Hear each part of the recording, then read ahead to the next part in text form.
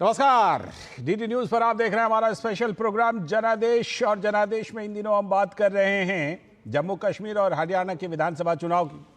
और जम्मू कश्मीर के विधानसभा चुनाव की बात हो या फिर हरियाणा विधानसभा चुनाव की बात हो, बस एक दिन की बात है। कल दोनों राज्यों के नतीजे आने वाले हैं तो सभी की सांसें थमी हुई हैं।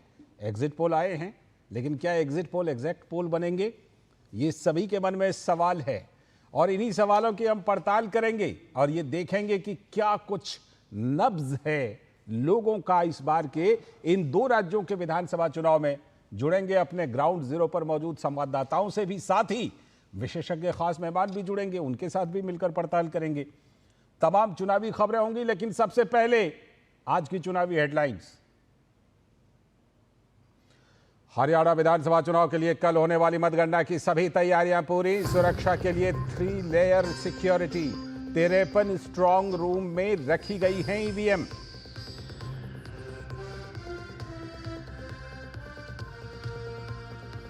हरियाणा विधानसभा चुनाव के लिए हुआ था 65% से भी ज्यादा मतदान। कल होगा 90 सदस्यों वाली हरियाणा विधानसभा के चुनाव में 1031 उम्मीदवारों की किस्मत का फैसला।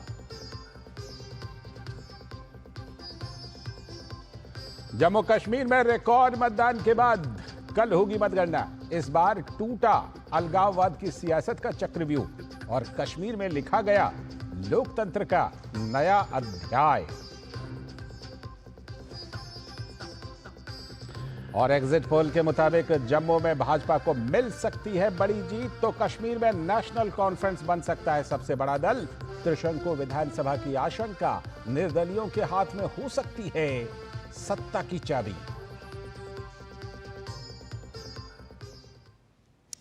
ये थी चुनावी हेडलाइंस। अब देखते हैं चुनावी खबरों को विस्तार से। और सबसे पहले आज आपको चुनावी खबरें दिखाएंगे हम जम्मू कश्मीर से, जहां बम्पर मतदान के बाद कल मतगणना होगी।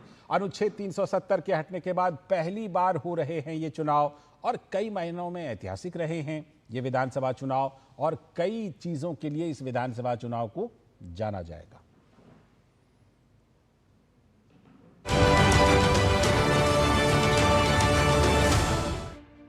टूट गया अलगाववाद की सियासत का चक्रव्यूह, जीता लोकतंत्र। कश्मीर में लोकतंत्र का नया अध्याय। आतंक के गढ़ रहे इलाकों में हुई बम्पर वोटिंग। चुनाव को हराम बताने वाले भी बोले भारतीय संविधान की जय। बुलेट पर भारी पड़ा बैलेट। जम्मू कश्मीर विधानसभा चुनाव में हुआ 63% से ज्यादा मतदान। जम्मू कश्मीर चुनाव में हराम हलाल की भी हुई एंट्री। हराम हलाल को लेकर उमर अब्दुल्ला महबूबा मुफ्ती में चले बयानों के तीर। सुचारू मतगणना के लिए चुनाव आयोग और प्रशासन पूरी तरह मुस्तैद। 8 अक्टूबर को होगी मतगणना।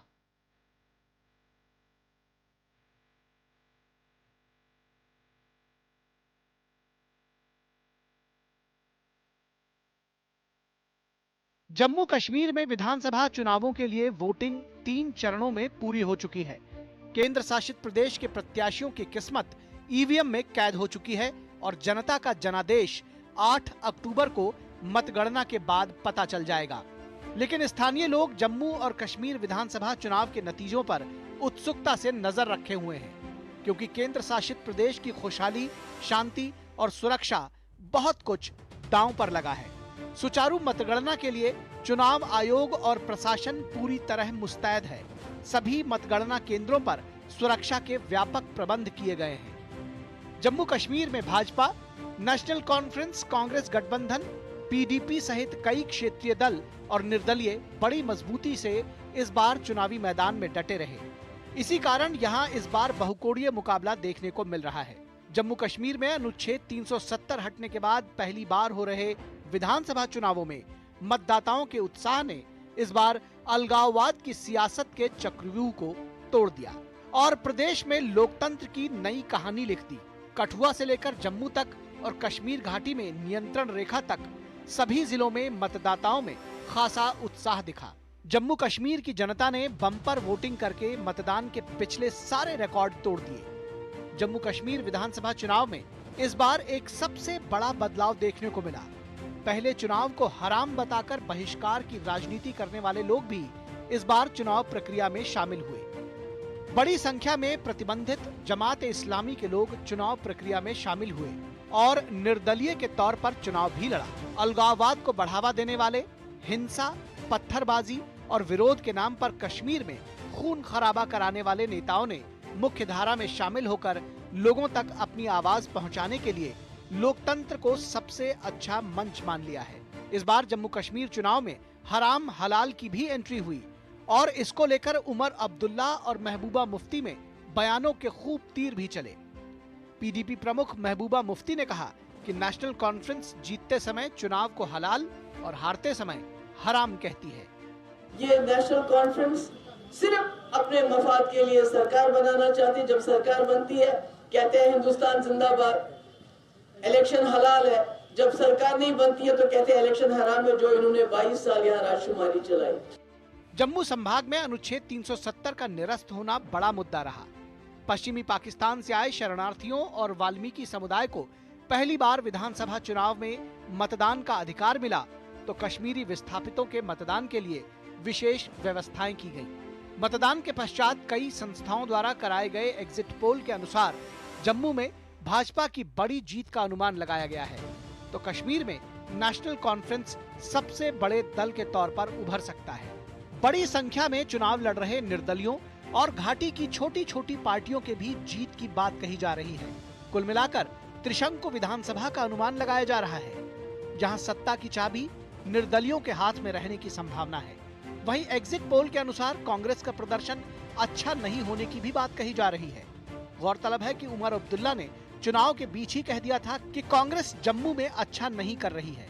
वहीं एग्जिट पोल के त्रिशंकु विधानसभा के अनुमान के बाद नेशनल कॉन्फ्रेंस के अध्यक्ष फारूक अब्दुल्ला ने पीडीपी को साथ लेने का ऐलान कर दिया है। अगर हमें जरूरत भी नहीं पड़ी हम तब भी लेंगे, क्योंकि अगर हम लोगों ने चलना है इकट्ठे चलना है। मैं उनका शुक्रिया करता हूं, दिल से शुक्रिया करता हूं कि हम लोग इकट्ठे रियासत को बनाने की कोशिश करेंगे।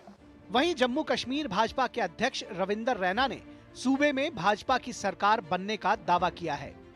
भारतीय जनता पार्टी पूरे जम्मू कश्मीर में विधानसभा चुनावों की गिनती के लिए अपने अपने काउंटिंग एजेंट्स के साथ हमने चर्चा की है। मेरा मानना है कि भारतीय जनता पार्टी 35 के करीब अपनी सीटें हम जीतेंगे और जो बीजेपी सपोर्टेड इंडिपेंडेंट कैंडिडेट्स और जो छोटे राजनीतिक दल हैं उनके साथ मिलकर हम इस स्थिति में होंगे कि हमारी सरकार बनेगी। आवामी इत्तेहाद पार्टी के प्रमुख और बारामूला से सांसद इंजीनियर राशिद ने इंडी गठबंधन, पीडीपी और अन्य दलों से एकजुट होने और जम्मू कश्मीर में तब तक सरकार नहीं बनाने का आग्रह किया जब तक इसे राज्य का दर्जा नहीं मिल जाता। मेरी एक सजेशन है इन सब से कि जब तक स्टेटहुड हमें ना मिले कोशिश करें कि नई सरकार तब तक ना बने। अगर मेजॉरिटी भी मिलेगी, चाहे किसी अकेली पार्टी को मिले, अलायंस को मिले, या इंडिपेंडेंस का सपोर्ट चाहिए या किसी और का सपोर्ट चाहिए, तो अच्छा रहेगा कि अगर ये सारी पार्टियां एक पॉइंट पर फोकस करके यूनियन गवर्नमेंट पर ये कह दें कि आप स्टेटहुड वापस ले दीजिए। गौरतलब है कि इस बार 3 चरणों में हुए विधानसभा चुनावों में कुल 63.45% मतदान हुआ है, जो इसी साल हुए लोकसभा चुनाव से ज्यादा है। यहाँ तक कि सोपोर जैसे कश्मीर के पारंपरिक बहिष्कार गढ़ में भी पिछले 30 वर्षों में विधानसभा चुनावों में सबसे अधिक मतदान हुआ। अब इंतजार मतगणना के बाद जनता के जनादेश का है। जनादेश डेस्क, डीडी न्यूज।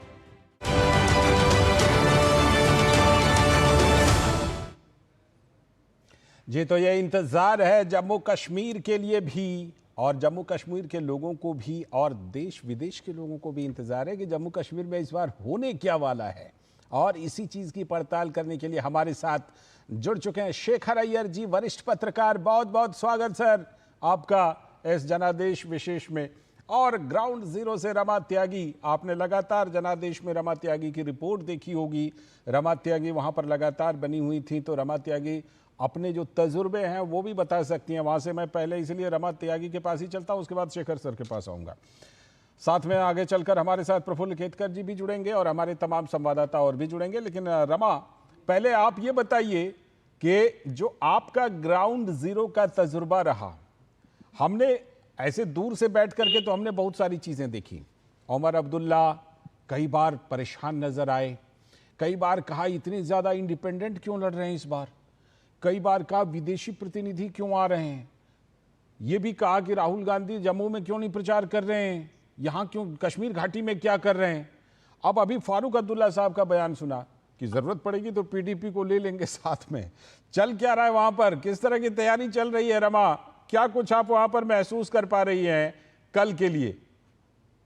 देखिए, जिस तरह से आपने यहाँ का जो पूरा चित्र है, सचित्र विवरण किया है, बिल्कुल वही जमीनी हकीकत यहाँ पर दिखाई दे रही है। सबसे पहले तो मैं ये बता दूं कि मतदान के समय जितना उत्साह लोगों में देखने को मिला था, वही जो है प्रतिशत में भी दिखाई दिया और बड़ी संख्या में लोगों ने बढ़ चढ़कर मतदान किया और उन इलाकों से किया जहां पर पहले कभी मतदान होता नहीं था। बिना किसी रक्तपात के, बिना किसी डर के, बिना किसी भय के लोग आए, उन्होंने अपने मताधिकार का प्रयोग किया और ये कहा कि बहुत जरूरी है मताधिकार का प्रयोग करना यदि हम अपने जैसी सरकार चाहते हैं, अपनी सरकार चाहते हैं और ये चाहते हैं वो सरकार आए जो हमारी इच्छा की पूर्ति करे।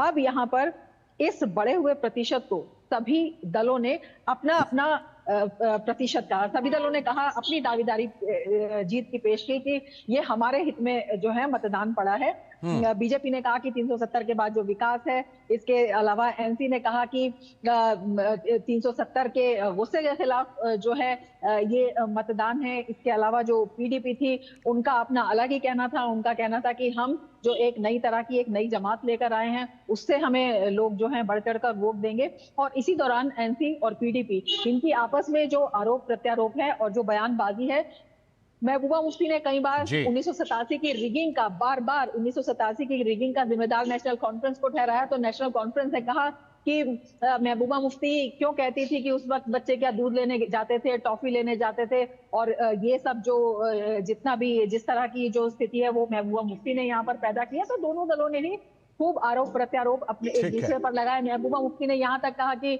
उमर अब्दुल्ला जो है वो 2 जगह से चुनाव क्यों लड़ रहे हैं, वो तो कह रहे थे जब तक स्टेटहुड नहीं होगी तब तक मैं चुनाव ही नहीं लड़ूंगा, पहला चुनाव वो हार गए।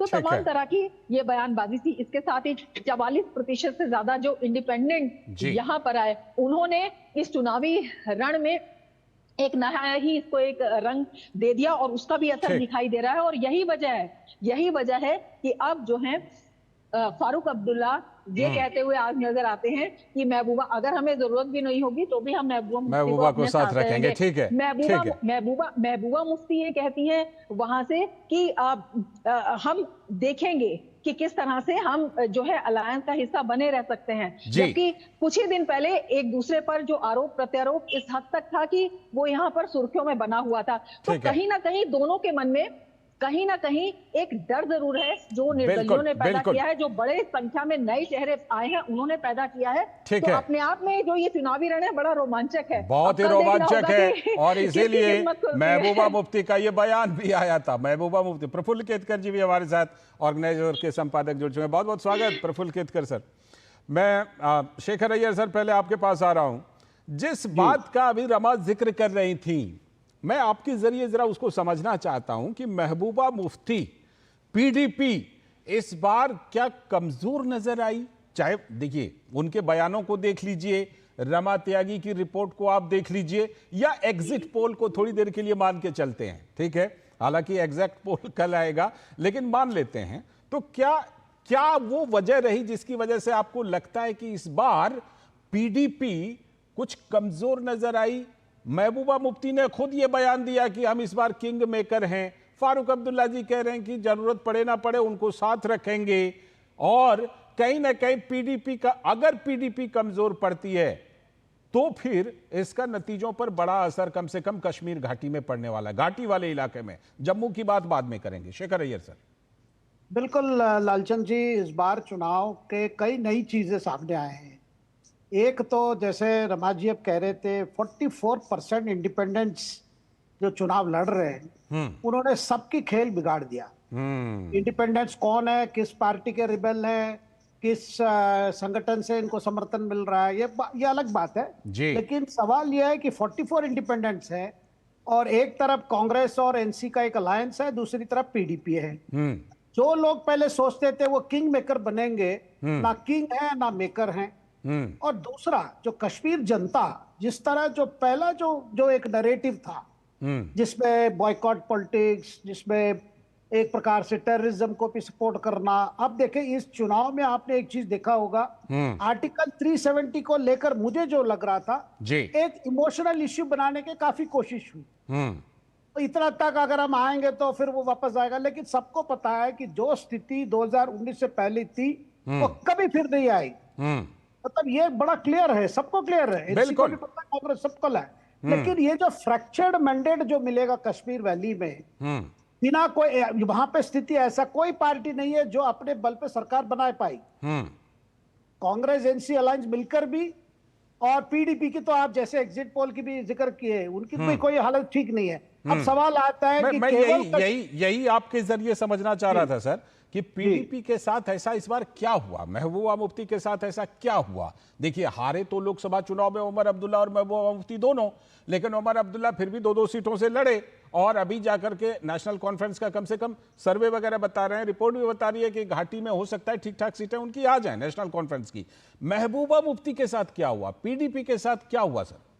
देखिए, पीडीपी के साथ ये हुआ है कि उनकी क्रेडिबिलिटी चली गई इस बार, और लगातार जो 2019 के बाद जो पॉलिटिक्स उनकी रही है, एक प्रकार से सेपरेटिस्ट को आप सपोर्ट भी करते हो, अपने फिर अपना कश्मीर में मेन स्ट्रीम पॉलिटिक्स की भी बात करते हो, और जो ताकतें उनके पीछे थे, देखिए ये बहुत समझने की जरूरत है, जो ताकतें उनके पीछे थे उनको लग रहा है अब इनसे कुछ नहीं होगा, तो खुद उतर आए, खुद उतर आए पार्टी बना करके, या इंडिपेंडेंट के तौर पर वो ताकतें, है ना? जो ताकतें उनके पीछे थे वही ताकतें कई ये इंडिपेंडेंट्स के पीछे हैं इस बार। ठीक है, इंडिपेंडेंट्स का सामने आना ही पीडीपी का कमजोरी का एक बड़ा प्रूफ है। बिल्कुल। प्रफुल्ल केतकर जी, एक मतलब जिसे कहते हैं ना, व्यंग्य के तौर पर बोल रहा हूं या लाइटली बोल रहा हूं कि एक कहावत थी कि अकेले दौड़ता हूं तो फर्स्ट कर जाता हूं, है ना? तो फारूक अब्दुल्ला साहब, नेशनल कॉन्फ्रेंस, मुझे लगता है कि कश्मीर में जो चुनाव का इतिहास रहा, कभी 7% कभी 8% वोट पड़ते थे, लाखों वहां पर मतदाता होते थे, कुछ हजार मत पड़ते थे, उसमें पता चलता था कि 46,000 वोट लेकर के फारूक अब्दुल्ला जी बन गए सांसद। इस बार वहां पर जिस तरह से कि नए नए प्लेयर आए हैं, शेखर अय्यर जी भी जिक्र कर रहे थे, इंडिपेंडेंट आजाद उम्मीदवार हैं, जमात है, राशिद इंजीनियर की पार्टी है, और भी तमाम पार्टियां हैं। इस बार नेशनल कॉन्फ्रेंस के लिए क्या उतना आसान होगा निकालना, क्योंकि प्रेडिक्शंस तो आ रहे हैं कि घाटी में वो अच्छा कर सकते हैं? प्रफुल्ल केतकर साहब जी। लालचंद, देखिए ऐसा है कि वैसे तो लोकतंत्र में किसी को भी राइट ऑफ नहीं किया जा सकता, किसी को भी गारंटी के साथ, हम जैसे आपने कहा कि अभी तो एग्जैक्ट पोल आना है, लेकिन एक संदेश स्पष्ट रूप से दिख रहा है कि लोकतंत्र की एक नई प्रक्रिया जम्मू कश्मीर में शुरू हुई है। जो आपने जैसे उल्लेख किया, 6%, 8%, 11% वोट पर वहां पे एमपीज भी चुने जाते थे और सरकारें भी बनती बिगड़ जी जी। तो आज वो स्थिति नहीं है। तो जो 370 के बाद कहा जा रहा था कि नीचे से, ग्रास रूट से जो वहां की एस्टेब्लिश पार्टियां हैं उनको चुनौती देते हुए एक नए राजनीतिक प्रक्रिया की एक पॉलिटिकल प्रोसेस शुरू होगा। और हमने वो डिस्ट्रिक्ट डेवलपमेंट काउंसिल के चुनाव में देखा भी, और वहां से एक नई लीडरशिप ने जन्म भी लिया। वो किसके फेवर में जाता, किसके अगेंस्ट में जाता, अभी ये महत्वपूर्ण नहीं है। महत्वपूर्ण ये है कि कैसे लोकतांत्रिक प्रक्रिया को भारत की जनता, जम्मू कश्मीर की जनता अपने तरीके से उत्तर देती है, जो भारत विरोधी ताकतों का, पाकिस्तान का, इवन कुछ वेस्टर्न पावर्स के नैरेटिव को भी एक साफ करारा जवाब। बिल्कुल, ये साफ। जहां तक बारी है जो वैली सेंट्रिक पॉलिटिक्स रहा, वो वैली सेंट्रिक पॉलिटिक्स जैसे इन दो डायनेस्टीज का रहा, उस वैसे वैसे उन दो डायनेस्टी से जुड़े हुए सारे इंटरेस्ट का ये पॉलिटिक्स रहा और उसी को उन्होंने स्पेशल स्टेटस का नाम दे दिया जी। तो ये स्पेशल स्टेटस तो मोनोपोली का स्पेशल स्टेटस था। ये स्पेशल स्टेटस तो अनअकाउंटेबिलिटी का सो कॉल्ड स्पेशल स्टेटस था। ये कभी भी ना कोर्ट ने माना, ना किसी संसदीय प्रक्रिया ने, ना संविधान में। एक टेम्पररी प्रोविजन की तरह ही 370 को देखा गया था। ठीक है। अब वो हटने के बाद ये जो नई बयार वही है लोकतंत्र की। मुझे लगता है कि ये देखना चुनाव के बाद के एनालिसिस में, हालांकि अभी भी हम बहुत सारा वैली सेंट्री की बात कर रहे हैं जी, लेकिन मुझे लगता है कि जम्मू का हाँ, मैं आऊंगा, जम्मू पर आऊंगा। एनसी और पीडीपी की जो बात कर रहे थे उसमें एक बड़ा अंतर जो है, पीडीपी आप 2014 का यदि चुनाव देखेंगे तो एक बहुत ऐसा तबका था जो पीडीपी के साथ इसलिए इस आशा पर खड़ा रहा था कि वो कश्मीर सेंट्रिक पॉलिटिक्स को एक नई दिशा देगी, क्योंकि उस समय एनसी की क्रेडिबिलिटी खत्म हो गई।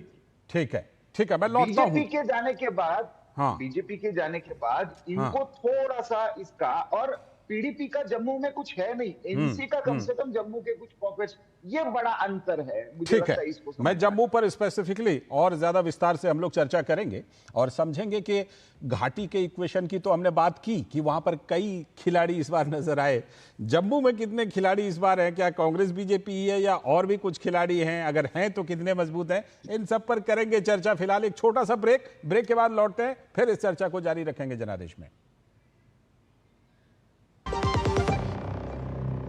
MDH का किचन किंग किचन में हो तो हम सब कुछ बना सकते हैं। बैंगन का भरता, आलू गोभी, भिंडी मसाला और भी बहुत कुछ। MDH। बात जब पीढ़ियों के लिए बनने वाले घर की हो तो जिम्मेदारी बड़ी हो जाती है। गैलेंट समझता है ये जिम्मेदारी। अब डबल M रिब्स के साथ गैलेंट एडवांस TMT रीबार, निर्माण का रियल हीरो। स्वागत है ब्रेक के बाद। जनादेश में अभी हम चर्चा कर रहे हैं, चर्चा बड़ी दिलचस्प है और ये दिलचस्प चर्चा अभी फिलहाल हम जम्मू कश्मीर के बारे में कर रहे हैं। आगे चल करके हरियाणा के बारे में भी करेंगे। जम्मू कश्मीर में जो घाटी है, कश्मीर घाटी को लेकर के, उसमें हमने अपनी संवाददाता रमा त्यागी से भी बात की, शेखर अय्यर जी से बात की और प्रफुल्ल केतकर जी से भी बात की। सभी हमारे साथ जुड़े हुए हैं। अब जरा जम्मू इलाके की पड़ताल करते हैं।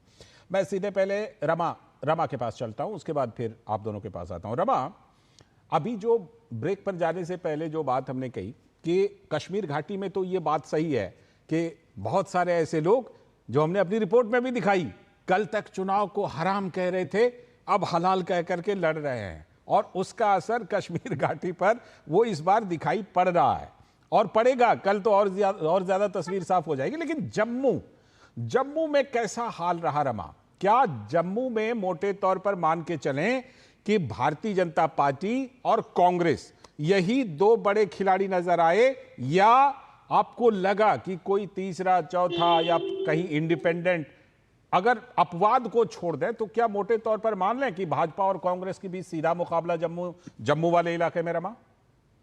बिल्कुल आपने सही कहा है। अगर हम जम्मू की बात करते हैं तो सीधा मुकाबला यहाँ पर कांग्रेस और बीजेपी के बीच में जो है वो देखने को मिला है। अगर हम इस बार की बात करते हैं, और हमेशा से ही वहां पर मुकाबला बीजेपी और जो कांग्रेस है उसके बीच में देखने को मिलता रहा है और इस बार भी वही रहा है। हालांकि बयानबाजी बहुत हुई, तमाम नेता वहां पर प्रचार करने भी गए, लेकिन उसके बावजूद अगर हम जम्मू की बात करते हैं तो वहां के अगर चुनावी फिजा है तो वहां के जो समीकरण हैं वो यहाँ के बिल्कुल उलट नजर आते हैं। वहां पर जो बात है, वहां पर सबसे बड़ी बात तो वहां पर जो 370 का मुद्दा है उसको इमोशनल मुद्दा नहीं बनाया जा सकता। दूसरी बात, कांग्रेस जो है 370 के मुद्दे पर लगातार चुप थी और ये चुप्पी एनसी के साथ अलायंस होने के बावजूद ये चुप्पी यही थी कि कांग्रेस जो है जम्मू में अपना एक जो जमीन है उसको तलाश रही थी, जम्मू में अपनी जमीन को मजबूत करना चाहती थी। लेकिन ये जो दो तरफा रवैया है ये भी काफी चर्चा में रहा, ये भी काफी सुर्खियों में रहा और इसने भी काफी ज्यादा जो अलायंस है उसकी जो पोल है वो खोलता हुआ ये नजर आया। सबसे बड़ी बात ये रही कि उमर अब्दुल्ला जब ये कहते हैं, राहुल गांधी यहाँ पर आते हैं सोपोर में और उमर अब्दुल्ला कहते हैं कि सोपोर में वो क्या कर रहे हैं, जाके जम्मू में देखें तो कहीं ना कहीं जो अलायंस के पार्टनर हैं उन्हें भी बीजेपी से कांग्रेस को या अलायंस को जम्मू में खतरा नजर आता है, क्योंकि जिस तरह से वहां पर कनेक्टिविटी के काम हुए हैं, जिस तरह से वहां पर विकास के काम हुए हैं, जिस तरह से वहां पर तमाम जो चीजें पहले संस्थान नहीं थे, चाहे हम IIM की बात करें, चाहे हम चिकित्सा की बात करें, शिक्षा की बात करें, कौशल की बात करें, तो तमाम उन सब चीजों को लेकर जो है इसमें चुनावी लड़ाई थी। वहां पर जो मुद्दे थे वो बिल्कुल अलग थे, वहां पर जो लोगों का मिजाज था वो बिल्कुल अलग था, और उसी में जो चुनावी लड़ाई थी, चुनावी समीकरण थे, वो भी बिल्कुल, अगर हम कश्मीर घाटी की बात करते हैं, उससे अलग है। बिल्कुल। शेखर सर, इस बार परिसीमन के बाद जम्मू में और कश्मीर के इलाके में अब सिर्फ एक सीट का अंतर रह गया है। वो जो विधानसभा सीटों की संख्या है परिसीमन के बाद अब सिर्फ एक का अंतर रह गया, कभी 6 का अंतर था। एक तो ये फैक्टर, दूसरा फैक्टर शेखर सर ये, जैसा रमा अभी कह रही थी कि जम्मू का मुद्दा बिल्कुल अलग है, कश्मीर घाटी से अगर आप तुलना करें तो बहुत सारी चीजें आपको अलग दिखाई पड़ेंगी। ऐसे में आर्टिकल 370 का मुद्दा, जिस पर कांग्रेस ने बिल्कुल अपना रुख साफ नहीं किया, नेशनल कॉन्फ्रेंस के घोषणा पत्र में है, कांग्रेस उस पर बोलने से बचती रही। दूसरी तरफ भारतीय जनता पार्टी की तरफ से चाहे योगी आदित्यनाथ गए हों, प्रधानमंत्री नरेंद्र मोदी गए हों, केंद्रीय गृह मंत्री अमित शाह गए हों, उन्होंने खम ठोक कर कहा कि सवाल ही नहीं उठता जब तक भाजपा कोई 370 को वापस ले आए। जम्मू के मतदाताओं पर, जम्मू के रिजल्ट पर इन सब चीजों का कितना असर? शेखर सर। बिल्कुल लालचंद जी, 370 को लेकर जम्मू के लोगों की जो ये रही है प्रतिक्रिया, पिछले 60 साल में उसको लेकर ये फीलिंग था कि जम्मू को दूर रखा गया। सारे चीजें जम्मू कश्मीर की बात तो सब घाटी की इतनी इंपॉर्टेंस थी, फंड्स भी ज्यादा वही खर्चा होता था और सब कुछ वहां के लिए था, और जम्मू के लोगों को लगता था कि उनके न्याय नहीं मिली है। जैसे 370 हट गया, उसके बाद से जम्मू लोगों को लगा कि प्रधानमंत्री मोदी जी ने एक बहुत बड़ा काम किया है जम्मू कश्मीर के लिए और खास करके जम्मू के लिए। उसके बाद कई अपेक्षाएं बढ़ने लगी है कि यहाँ भी विकास तेजी से होगा, और कई खास करके वहां बेरोजगारी के लेकर चिंता, ये सारे चीजों ज्यादा पिछले 5 साल में अभी जो 370 हटने के बाद जिस तरह प्रशासन ने काम किया है उसको अप्रिशिएट कर रहे हैं, लेकिन साथ में ये भी उनमें है कि हमें आगे कैसी सरकार बनेगी, उस सरकार में जम्मू की आवाज कितनी होगी, जम्मू की भागीदारी कितनी होगी, ये सारे बातें आते हैं। उसमें देखिए बीजेपी वर्सेस कांग्रेस की बात हो तो बीजेपी के लिए जम्मू एक स्ट्रांग होल्ड है, क्योंकि जम्मू के लोग मानते हैं बिना बीजेपी केंद्र में सरकार के कमिटमेंट के विजय मतलब ये नहीं हो सकता है। लेकिन साथ में ये भी बात है कि कई बातें जो चाहते थे 5 साल में हो जाए वो नहीं हुआ, उसको लेकर भी थोड़ा डिसअपॉइंटमेंट है, और उनकी उम्मीद है कि आने वाले सालों में जम्मू को भी उतनी अटेंशन मिलेगी, अच्छी अटेंशन मिलेगी, और बेरोजगारी एक प्रकार से वहां बड़ी चिंता है। एक बात है। ठीक है। दूसरी बात देखिए, कांग्रेस को जो भी उम्मीद थी कि अगर लोगों के अंदर बीजेपी के प्रति कोई डिसअपॉइंटमेंट है, उसको एडवांटेज लेने की जो अगर मौका था, मुझे लगता है वो मौका इस बार उन्होंने खो दिया है। बिल्कुल ऐसा लग रहा है। कई कारण है, कैंडिडेट्स को लेकर है, सीटों को लेकर है, जिसको लेकर उमर अब्दुल्ला बड़े नाराज है कांग्रेस से। बयान भी दे दिया, बयान भी उन्होंने दे ही दिया सार्वजनिक रूप से। प्रफुल्ल सर, जैसा कि हम देख रहे हैं कि फारूक अब्दुल्ला के बयान को फिलहाल हम पकड़कर चलते हैं कि हम चाहे जरूरत पड़े ना पड़े महबूबा मुफ्ती को तो साथ में लेंगे, पीडीपी को साथ में लेंगे, तो कुल मिलाकर के तो जब कांग्रेस साथ में है, महबूबा मुफ्ती साथ में आ जाएंगे, तो फिर तो गुपकार फिर से बन ही गया उनका, अगर वो इस तरह का बनाते हैं। लेकिन जम्मू वो इलाका जिसमें कि 25 सीटें लाने के बाद भारतीय जनता पार्टी पहली बार जम्मू कश्मीर में सत्ता में गई, और इस बार दर्शकों के लिए भी मैं बता दूं कि 5 सीट नॉमिनेटेड होगी वहां पर, तो आप ये मान सकते हैं कि जो 5 सीट नॉमिनेटेड होंगी तो भारतीय जनता पार्टी की काउंटिंग 6 से शुरू होगी। ऐसे में प्रफुल्ल केतकर सर, जम्मू में जो 25 सीटों का परफॉर्मेंस बीजेपी का था, अगर उस परफॉर्मेंस के आसपास या उससे ज्यादा भारतीय जनता पार्टी ले आती है, तो एक बार फिर से क्या भारतीय जनता पार्टी के लिए अच्छी संभावना बन सकती है जम्मू कश्मीर में? जी बिल्कुल। देखिए, इसमें मेन तो ये रहेगा कि एक कांग्रेस ने तो अपनी स्थिति, जो अपॉर्चुनिटी थी, जैसे शेखर जी ने भी कहा, वो मौका कांग्रेस ने गवा दिया है। एनसी का कुछ पॉकेट में अपना प्रभाव जम्मू रीजन में भी रहा है। तो ये क्या खास तौर पर जो घाटी से सटे इलाके हैं वहां पर सटे हुए हैं, रामबन का एरिया है, कुछ किश्तवाड़ का एरिया है, वहां पे थोड़ा बहुत रहा है। वहां पे एनसी का वोट कितना ट्रांसफर होता है कांग्रेस को, ये देखने वाला इंटरेस्टिंग हिस्सा होगा। ठीक है। दूसरा, गुलाम नबी आजाद का एक जमाने में कुछ एरिया में पकड़ रही है, और उनकी प्रोग्रेसिव आजाद पार्टी जो है, डेमोक्रेटिक प्रोग्रेसिव आजाद पार्टी, उन्होंने लगभग 23 कैंडिडेट खड़े किए हैं। वो किसके लिए स्पॉइलर्स बनते हैं? और फिर तीसरा, क्या जम्मू के लोग, जो कश्मीर सेंट्रिक पॉलिटिक्स थी 370 से पहले, क्या उससे बाद जो बदलाव हुआ है उससे पूरी तरह से सेटिस्फाइड है या नहीं है? ये भी वो तो 370 को लेकर अभी उनके लिए बड़ा सेंसिटिव मुद्दा वो है नहीं, लेकिन उनके लिए ये था कि बदलाव जिस गति से श्रीनगर सेंट्रिक पॉलिटिक्स से हटकर जम्मू सेंट्रिक बने, इसको लेकर था।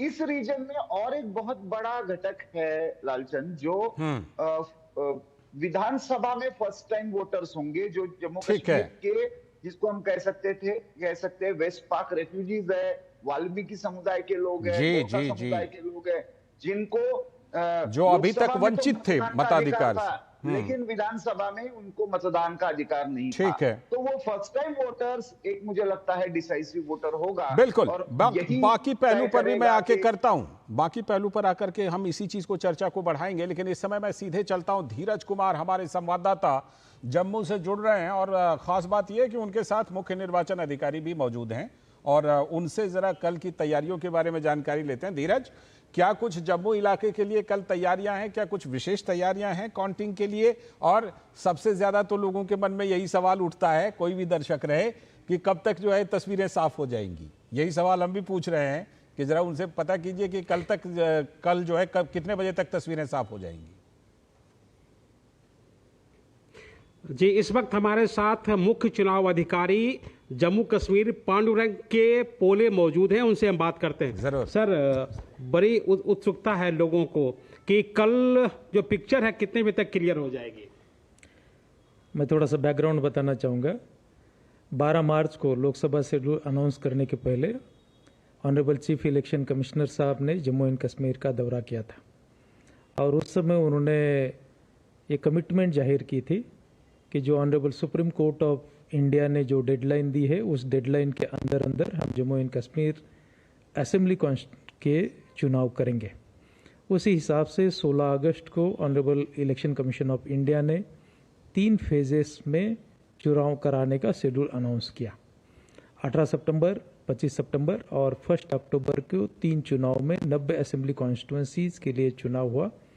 बहुत ही पीसफुल तरीके से चुनाव रहा, फ्री फेयर ट्रांसपेरेंट तरीके से लोगों ने बढ़ चढ़ करके हिस्सा लिया। कैंडिडेट और पॉलिटिकल पार्टीज़ ने भी जो है कैंपेनिंग पीसफुल तरीके से की। कैंपेनिंग के दरमियान या पोल डे पर कोई भी वायलेंस नहीं हुई, और बहुत ही अच्छी तरीके से पोल हुआ।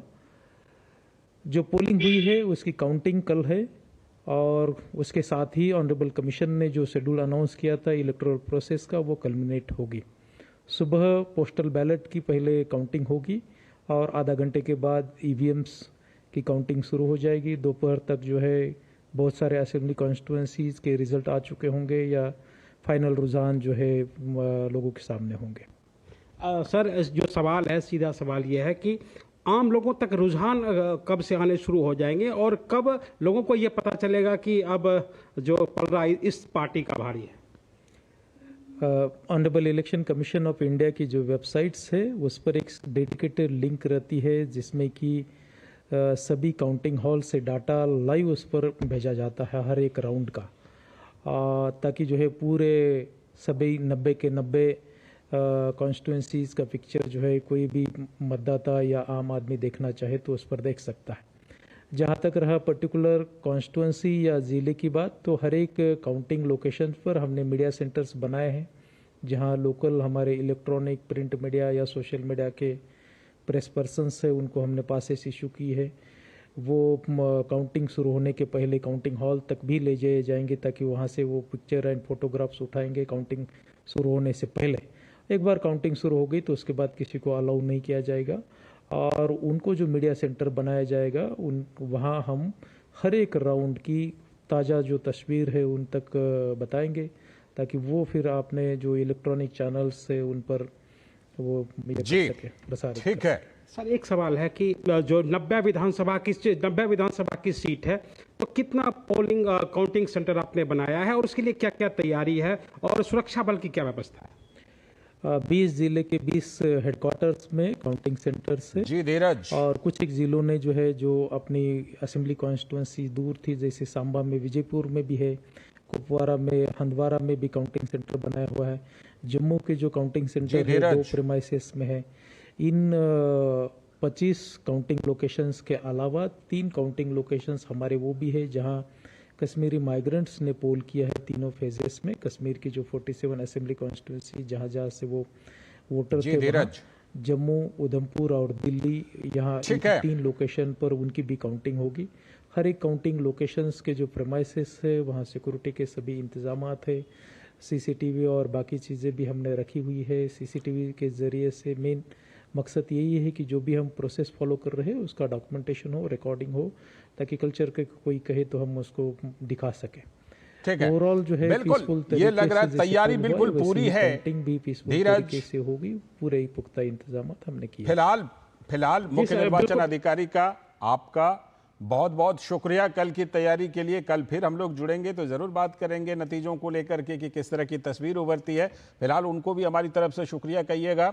और रमा त्यागी आपका भी शुक्रिया, लेकिन शेखर अय्यर सर और प्रफुल्ल केतकर सर आप दोनों बने रहिएगा। फिलहाल जरा आप दोनों से बात करनी है हरियाणा की तस्वीर के बारे में भी, क्योंकि हरियाणा पर सभी की नजर है। बड़ा दिलचस्प चुनाव है हरियाणा का इस बार।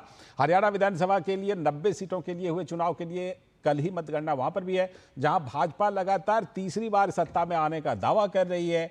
तो कांग्रेस जो है एग्जिट पोल के अनुमानों से, इसको ध्यान में रखकर चलिएगा कि एग्जिट पोल के अनुमानों से सत्ता वापसी के लिए कांग्रेस आशान्वित है। रिपोर्ट देखिए पहले।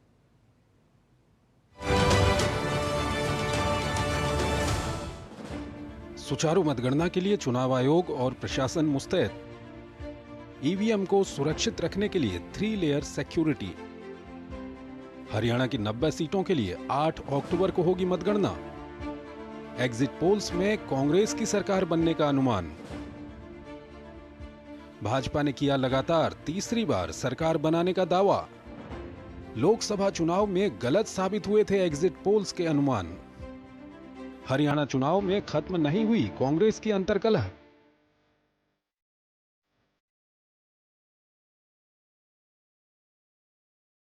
हरियाणा विधानसभा चुनाव के नतीजे 8 अक्टूबर को आ रहे हैं। एग्जिट पोल्स कांग्रेस की सरकार बना रहे हैं और भाजपा काफी पिछड़ती हुई नजर आ रही है। एग्जिट पोल्स के अनुसार पिछले 10 सालों से सत्ता से दूर रही कांग्रेस इस बार भारी बहुमत से सत्ता में वापसी करने जा रही है।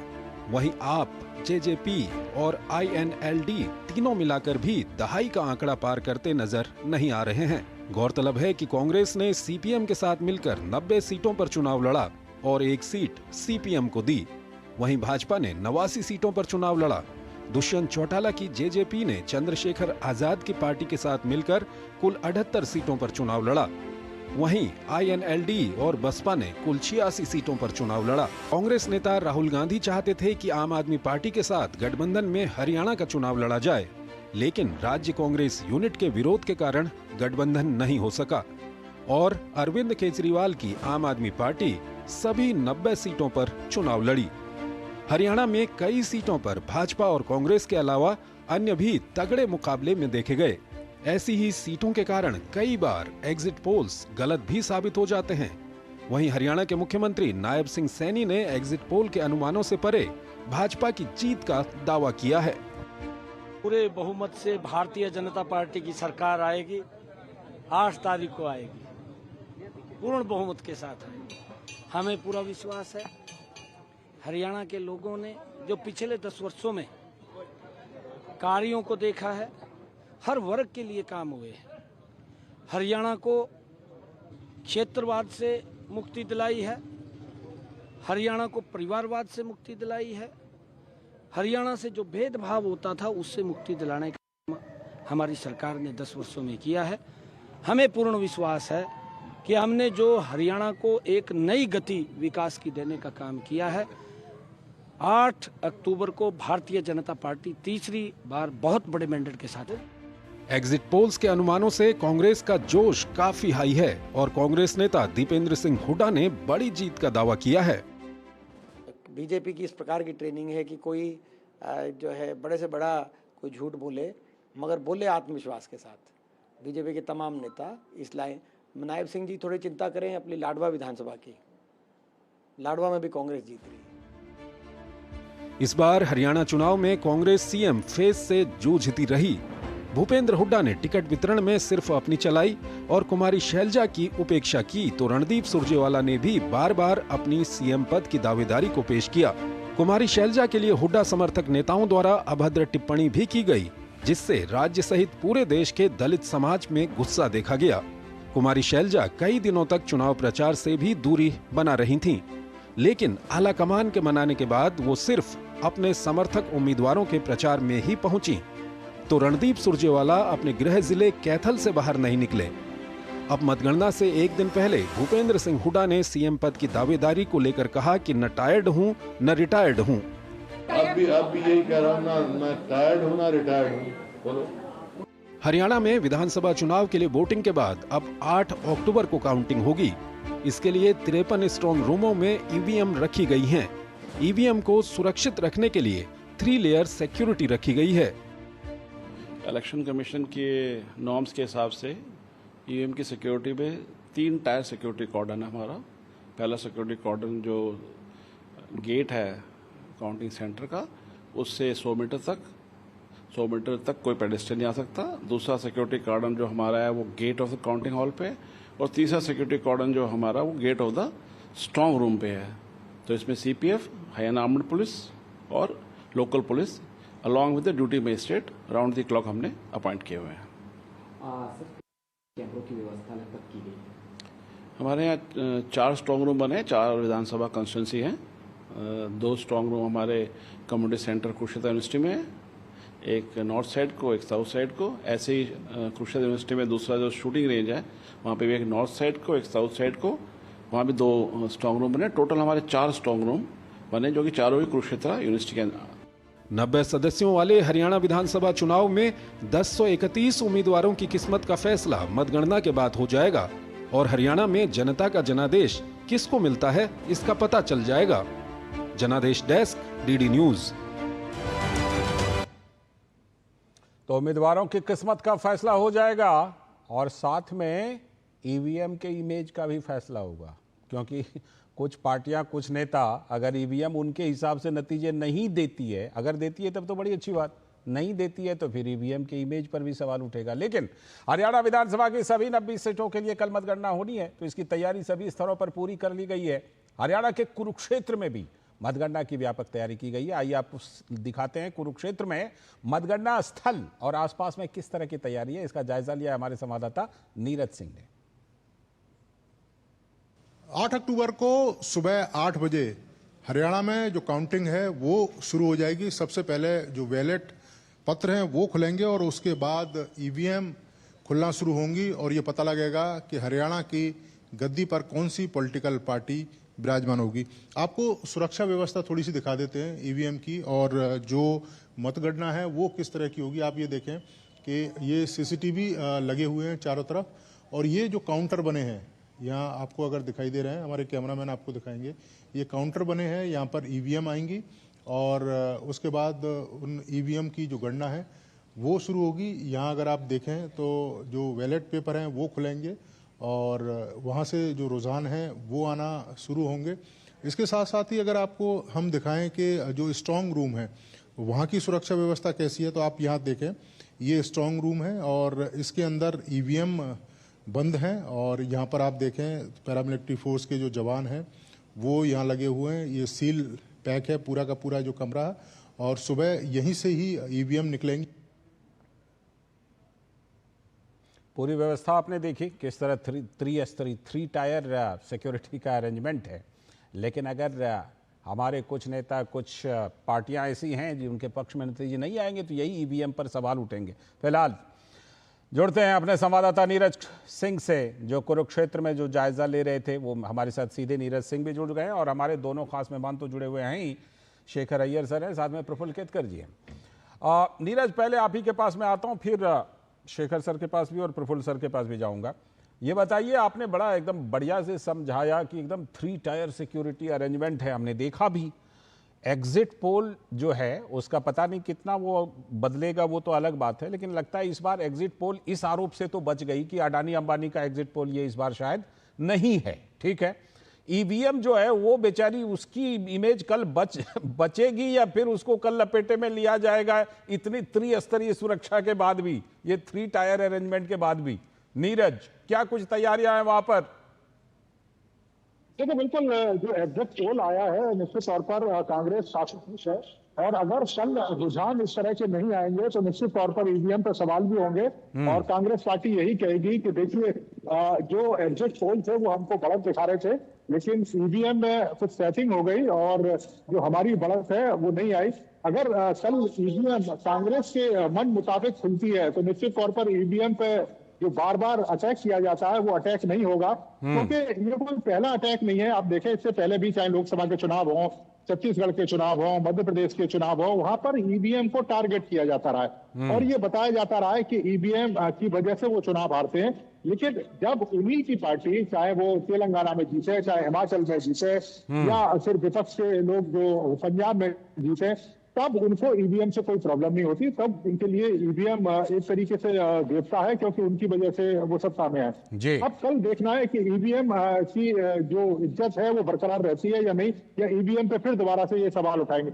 लेकिन हाँ, इतना जरूर है कि ये एग्जिट पोल भले ही तमाम कांग्रेस पार्टी को बढ़त दिखा रहे हो, लेकिन मुकाबला इतना ईजी नहीं है किसी भी दल के लिए, चाहे वो कांग्रेस हो, चाहे मैं आता हूं, मैं उसकी बारीकी पर आऊंगा, उसकी बारीकी पर तो आऊंगा, क्योंकि देखिए नीरज, एक बात तो बिल्कुल साफ दिखाई पड़ रहा है कि पूरे एग्जिट पोल में ये जितने भी, जिस फैक्टर का भी आप जिक्र करना चाह रहे थे ना, उस फैक्टर को कहीं ना कहीं नकार के या उनको काफी कमजोर मान के चला गया है तमाम, चाहे वो आम आदमी पार्टी हो, तमाम क्षेत्रीय पार्टियां हो, तमाम जो जिन्होंने बहुकोणीय मुकाबले बनाए, उनको कहीं ना कहीं नजरअंदाज किया है। उस पर बात करेंगे।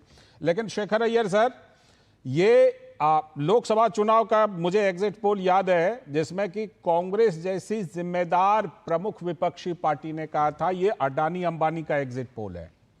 अब ये वाला एग्जिट पोल जो दोनों राज्यों का है, ये किसका एग्जिट पोल है शेखर अय्यर सर? आपको क्या लग रहा है? एग्जिट पोल तो कम से कम इस आरोप से बच गया ना?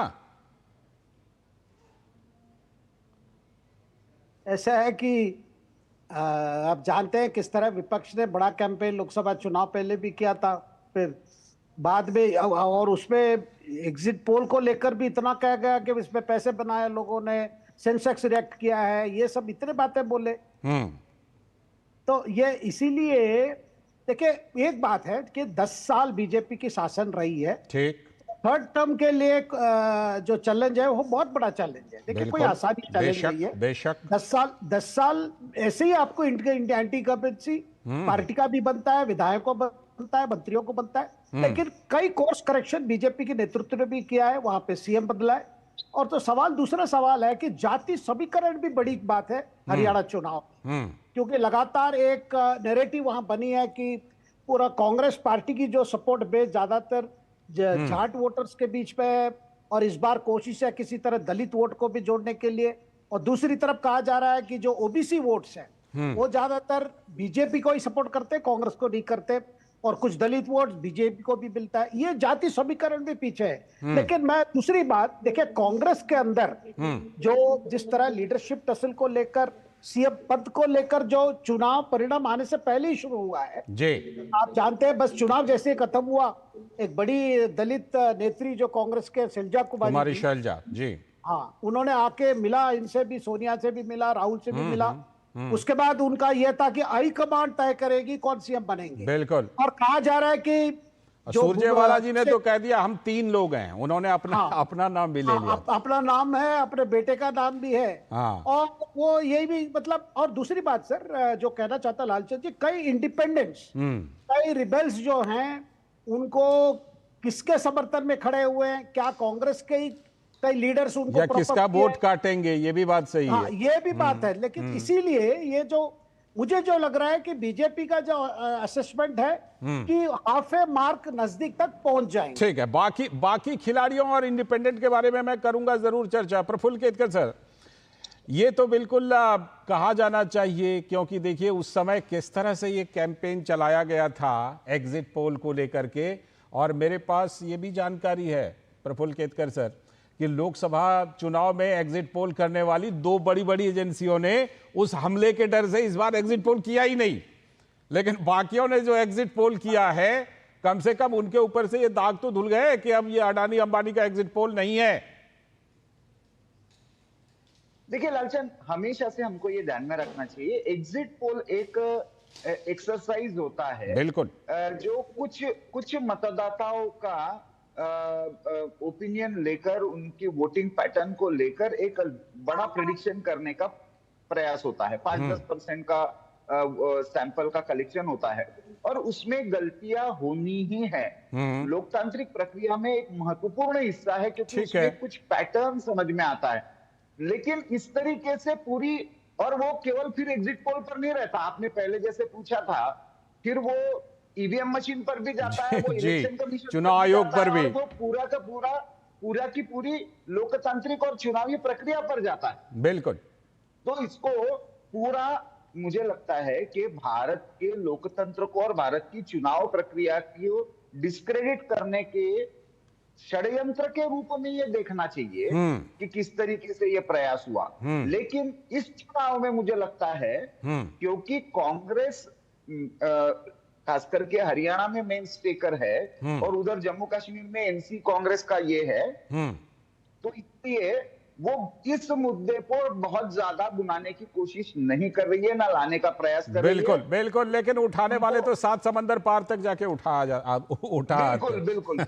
मैं आता हूं नीरज, सीधा सवाल आपके ऊपर, वही जो आप उस समय विश्लेषण करना चाह रहे थे, यही बात आपसे कि क्या कहीं ना कहीं जो आकलन करने वाले लोग हैं वो निर्दलीय उम्मीदवार, छोटी पार्टियां, जिसको हम कह सकते हैं छोटी पार्टियां, चाहे वो देखिए चंद्रशेखर आजाद रावण की पार्टी हो, मायावती जी की पार्टी हो, INLD हो, आम आदमी पार्टी हो, तमाम पार्टियां हैं, उनको कहीं ना कहीं अंडरमाइन कर रही हैं क्या? आपने ग्राउंड जीरो पर क्या महसूस किया? देखिए बिल्कुल अंडरमाइन है, और आप देखें कि पिछली बार भी आप देखें 8 के करीब निर्दलीय उम्मीदवार यहाँ से जीते थे। और दूसरी, कुमारी शैलजा का प्रकरण जिस तरीके से हुआ, हुड्डा ग्रुप के द्वारा जिस तरीके से टारगेट किया गया, वो जिस तरीके से रूट पे चली गई, कांग्रेस आला कमान उनको मना के लाया, और कांग्रेस आला कमान को भी लग रहा था कि चुनाव एकदम आखिरी में आ गया है और ऐसे समुदाय के जो लोग हैं वो खासे नाराज है। यही कारण है कि आप देखें कि राहुल गांधी की रैली में आनंद फानंद में अशोक तंवर को भी ज्वाइन कराया गया था। अशोक तंवर भी जो लास्ट मोमेंट में बिल्कुल ऐसे समुदाय से आते हैं, तो कांग्रेस पार्टी को ये लग रहा था कि कहीं ऐसा ना हो कि कुमारी शैलजा का जो प्रकरण है वो एक बड़ी चोट कांग्रेस के जो वोट है उनको दे दे, क्योंकि 2024 में जो लोकसभा के चुनाव हुए थे उसमें एससी समुदाय के लोगों ने कांग्रेस पार्टी को बढ़ चढ़कर वोट किया था और वो वोट दरकता हुआ उनको दिखाई दे रहा था। दूसरी आप देखें कि बहुत सारी क्लोज फाइट ऐसी हैं, आप पिछली बार के चुनावी परिणाम देखें, 35 सीटें लालचंद ऐसी थी जहां पर हार जीत का फैसला 10,000 से कम में था। इसके अलावा 25 सीटें ऐसी थी जहां हार जीत का फैसला 2 से 5,000 के बीच में था। 10 से 12 सीटें ऐसी थी जहां पर हार जीत का फैसला 1 से 2,000 के बीच में था और 3 सीटें ऐसी थी जहां हार जीत का फैसला 1,000 से भी कम था। तो उस स्थिति में जो निर्दलीय खड़े हुए हैं दोनों ही पॉलिटिकल पार्टियों के, कई तरह की संभावना फिर बन जाती है। आम आदमी पार्टी खड़ी हुई है, वो 2-2, 4-4, 5-5, सही बात है, फिर तो कई तरह की संभावना बनती है, अलग तरीके का हो सकता है। ठीक है, मैं लौटता हूं। शेखर सर, जो बात अभी नीरज कह रहे थे कि छोटा राज्य है, सीटें छोटी हैं, हार जीत का अंतर छोटा है, वैसे भी विधानसभा चुनाव, और एक बात मुझे लगता है कल से लेकर आज तक की चर्चा में जो नहीं आ रही है, साल 2019 में बीजेपी की कितनी सीटें थी? 40। उन्होंने जेजेपी के साथ मिलकर के बाद में सरकार बनाई थी। अभी एग्जिट पोल में उनको कहीं 25 कहीं 28 दे रहे हैं, कुल मिलाकर के तो ये 12-15 सीटों का ही नुकसान एग्जिट पोल में दिखा रहे हैं। जो फैक्टर नीरज बता रहे हैं वो फैक्टर कई बार ऐसा हो सकता है कि चौंका सकते हैं क्या, जैसे हमने छत्तीसगढ़ में हम नतीजे से चौंके, मध्य प्रदेश में नतीजे से चौंके। बिल्कुल हो सकता है लालचंद जी, मैं मानता हूं इस चुनाव में हरियाणा में एक्स फैक्टर वही है कि कितने इंडिपेंडेंट जीत के आते हैं, कितने ये छोटे छोटे पार्टीज INLD हो या जेजेपी वो ये कितने जीत के आते हैं, फिर अगर जीत के आएंगे तो वो तो कांग्रेस के साथ नहीं जा सकते, तो फिर विकल्प क्या रहेगा। तो ये सारी चीजें एक्स फैक्टर रहेगी अगर किसी को स्पष्ट बहुमत नहीं मिलती। बिल्कुल आपने सही कहा। प्रफुल्ल सर, क्या तस्वीर जो है वो कई बार, जैसे देखिए आपने कहा है कि एग्जिट पोल ही है, कुछ भी हो सकता है, हमने देखा भी है क्या हुआ है, कई बार बिल्कुल पलट जाते हैं। ऐसे में जिस फैक्टर का जिक्र नीरज कर रहे थे और मैं उसी पर आ रहा हूं कि तमाम इंडिपेंडेंट हैं, दोनों तरफ के, बागी भी हैं उसमें, दोनों तरफ की पार्टियों के, छोटी पार्टियां हैं, छोटी पार्टियों का गठबंधन है। आपको लगता है कि जिस तरह एग्जिट पोल ने उनको मोटे तौर पर एकदम अंडरमाइन कर दिया है, वो ऐसी बात शायद ग्राउंड रियलिटी है नहीं हरियाणा में? नहीं, देखिए मुझे लगता है कि दो फैक्टर्स को अंडरमाइन किया है।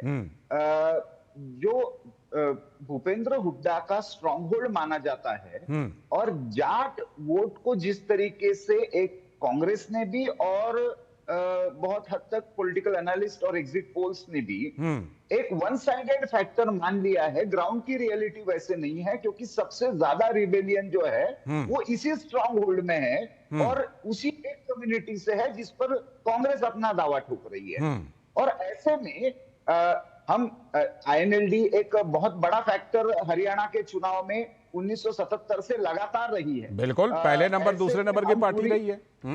बिल्कुल, ऐसे में हम चाहे जेजेपी हो चाहे आईएनएलडी हो, बीएसपी का अपना एक वोट शेयर रहा है, लेकिन गठबंधन में है, गठबंधन में है, वो गठबंधन में है। हाँ। जेजेपी, इसलिए मैं कह रहा हूं कि इसलिए वो एक डिसाइसिव वोट शेयर ले सकते हैं जो अल्टीमेट आउटकम को इंपैक्ट करेगा। वो खुद कितनी सीटें जीतेंगे ये एक हिस्सा, लेकिन वो कितने वोट्स इसमें से लेंगे, स्पेशली जब ये समीकरण जो कांग्रेस दावा कर रही है जाट और अनुसूचित जाति का, ऐसे में चंद्रशेखर रावण का वहां पे आना, बीएसपी का वहां पे आम आदमी पार्टी लड़ना, आम आदमी पार्टी अर्बन पॉकेट्स में लड़ना, ऐसे में जो हमने लोकसभा में एक पैटर्न देखा था कि एंटी बीजेपी वोट जो है वो एक तरह से कंसोलिडेट होने का प्रोसेस हमने देखा था, वो इस बार नहीं होता हुआ दिख रहा है।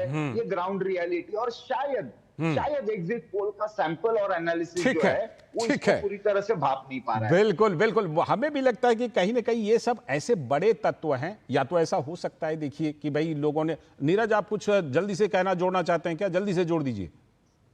देखिए, मैं एक एग्जांपल दूंगा लालचंद जी। जब जिस समय जीएसटी का सबसे ज्यादा विरोध गुजरात के अंदर हो रहा था, हाँ। और उस समय जब चुनावी परिणाम निकलकर सामने आए थे, तो भारतीय जनता पार्टी के प्रवक्ता ने कांग्रेस पार्टी को बधाई तक दे दी थी जीत के लिए, लेकिन जैसे ही अहमदाबाद और सूरत के परिणाम निकल कर आए, वो पूरी की पूरी बाजी पलट गई। तो हो सकता है कि वही स्थिति यहाँ पर देखने को मिले। तो एग्जिट पोल अलग तरीके के होते हैं और रियलिटी अलग तरीके। बिल्कुल बिल्कुल, शुक्रिया। कल फिर आपके जरिए हम लोग जरूर नतीजों को जानेंगे और विश्लेषण करेंगे। और शेखर सर, प्रफुल्ल केतकर सर, बहुत बहुत शुक्रिया जुड़ने के लिए।